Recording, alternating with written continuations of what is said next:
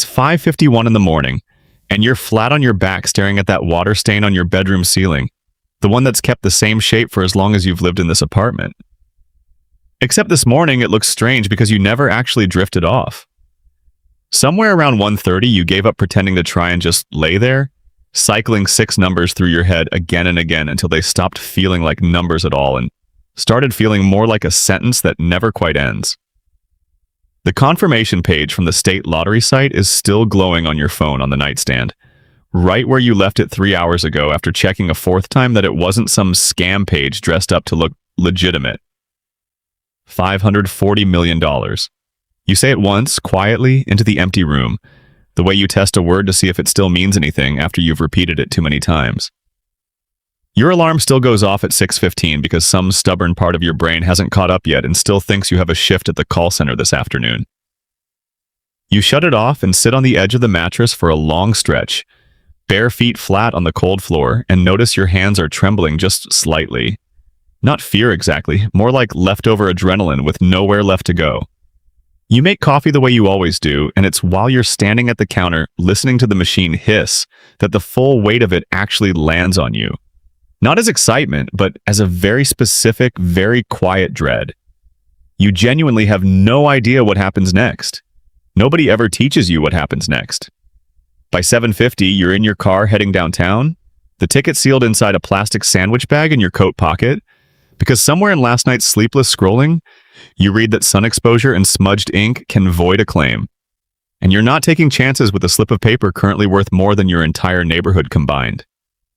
You've made exactly one call before leaving the apartment to an attorney named Renata Soles, whose name you dug up in a forum thread titled, "Talk to someone before you tell a single soul." Her assistant picked up on the first ring, which tells you calls like yours aren't exactly rare for her. Her office sits on the 4th floor above a shoe repair shop, nothing like the glass tower you'd pictured. She's younger than you expected, maybe 38, with the unbothered calm of someone who's already sat through every version of the conversation you're about to have. She doesn't ask why you're there, she just points to the chair across from her desk and tells you not to sign the back of the ticket yet. She explains that the second your name is written on it, it legally becomes yours the instant anyone snaps a photo of it, and once that happens, there's no privacy left to build. She slides a folder across the desk containing something you didn't even know existed 20 minutes ago, a private trust structure already drafted based on your morning phone call waiting only for your signature. "We give it a name nobody would ever think to search," she says. You think for a second and land on Burfield Ventures, after a street from your childhood that got renamed years ago and no longer shows up on any map. She nods like it's a perfectly reasonable choice because to her, every decision at this stage really comes down to the same underlying goal: distance. "Here's the part nobody thinks about," she says, turning her laptop screen toward you. "The $540 million on the billboard isn't a real number sitting anywhere. It's the annuity total spread across 30 years. If you want it today, in one single payment, the actual cash value the state is currently holding is a very different figure." She pulls up the estimate, $255 million. Your stomach does something complicated, watching nearly half the number you fell asleep, repeating vanish before you've even signed a single thing. "That's before taxes," she adds gently, in the tone of someone delivering news that's serious but survivable. By 9:40, you're sitting in a windowless back room at the regional claims office, across from a woman named Marguerite Voss, who's clearly done this enough times that her calm isn't performance, it's muscle memory. She asks lump sum or annuity, and you already know your answer because Renata walked you through it in the elevator on the way over. The annuity sounds safer on paper, 30 guaranteed payments. But really it's just the state paying you slowly instead of paying you what the money is actually worth today, spread across decades in a way that assumes you'll want it exactly the same in year 29 as you do this morning. You take the lump sum. Speed, even discounted, feels like the only version of this you can actually hold on to. Margaret processes the claim through Burfield Ventures, and for the first time all morning, your own legal name doesn't appear on a single page of paperwork. It's a strange feeling, watching your identity quietly get folded away, like something you're no longer allowed to bring inside the building with you. At noon, you're sitting across from a CPA named Nadia Petran, recommended by Renata, in an office that still smells faintly of fresh paint. There's a calculator sitting untouched on her desk because she's already run this math 100 times in her head before you even walked in. 24% goes to federal withholding automatically, she says the moment the trust claims the prize. No negotiating on that. Not on $255 million. That's just over $61 million gone before lunch. But she's careful to explain, in the same even voice she probably saves for worse news, that 24% is only a down payment. A win this size lands you in the top federal bracket, 37%, and the remainder comes due the following spring. Another 33 million or so quietly waiting, already counted by the government even though you haven't touched a cent of it yet. There's one small mercy tucked inside all of it. Your state adds no additional tax on lottery winnings, so whatever the federal government leaves behind, you actually keep. Once everything settles, the number that's genuinely, finally yours lands at $160 million. It doesn't feel like winning. It feels like watching a number get sanded down by a room full of people who all seem to understand something you don't. Your phone buzzes on the desk. A text from a name you haven't seen in 8 years. Corbin Yates, a guy who sat behind you in a high school history class and never once spoke to you again after graduation. Hey stranger, been way too long, how have you been? You stare at it, confused, until you remember your win hasn't been announced publicly anywhere yet. Which means Corbin texting you today of all days, out of pure, unprompted nostalgia, is either an extraordinary coincidence or proof that someone inside that claims office already talks too much. Nadia sees your expression shift and doesn't even ask what happened. Word travels fast in small systems, she says. Get used to that. By 2:10, you're sitting in a diner 3 blocks from Nadia's office, trying to steal 10 minutes that don't involve paperwork, when your sister Delphine calls. You almost let it go to voicemail, still rattled from the Corbin text, but it's your sister, so you pick up. She sounds completely normal at first, asking about weekend plans, mentioning her car has started making that strange sound again. It's such an ordinary conversation that for a moment you almost forget what's currently sitting inside a trust with your grandmother's old street name attached to it. Then, almost as an afterthought, she mentions her landlord raised the rent again, that she's thinking about picking up extra shifts. And before you've even decided to say it out loud, you hear yourself tell her you might be able to help. She goes quiet. Help how? She asks, and you realize you've just opened a door you weren't ready to open. Not because you don't want to help her. You do instantly and without hesitation, but because you haven't yet figured out how to help one person without the entire family knowing by the weekend. You tell her you'll call her back tonight, that you're in the middle of something. She doesn't push, and that, more than anything else today, tells you something quietly important about her. At 3:40, your cousin Emmett calls, and this is a very different kind of call. Emmett has never once phoned you in 8 years without a reason stapled to the front of it, and today is no exception. He heard from someone who heard from someone, he says, laughing in a way that doesn't quite land, that you hit it big. He wants to know if it's true. You don't confirm anything specific, but your silence apparently says enough, because within 30 seconds he's already pitching you an idea. A mobile detailing business he's wanted to start for 2 years. Just needs some seed money. Could pay you back within a year, easy. You tell him you need time to think it over. Sure, no pressure, he says, in a tone that strongly suggests there is, in fact, considerable pressure. You hang up and sit there with the ticket still in your pocket, and Renata's voice comes back to you from earlier that morning. Every name you tell becomes a point of failure. You didn't fully understand what she meant until just now, hearing your own cousin's voice slide from casual to calculated in under a minute. At 4:30, a private banker named Desmond Uro meets you at a downtown branch you've walked past hundreds of times without ever stepping inside. He's polished in a way that makes you feel slightly underdressed in your own coat. And he walks you through what wealth management actually looks like at this scale. Not one single account, but a structure. A portion into low-cost index funds, deliberately boring, the same instrument nearly every advisor recommends and almost nobody actually buys. A portion into government bonds for stability. A smaller slice, maybe 7%, kept genuinely liquid so you can access it without selling anything. Because Desmond tells you plainly that most sudden wealth disasters happen not because people run out of money, but because they can't get to any of it quickly. They own things worth a fortune on paper that can't produce real cash in an emergency without a month-long process attached to them. He also mentions, almost in passing, something that settles uncomfortably in your chest for the rest of the day. The idea of opportunity cost.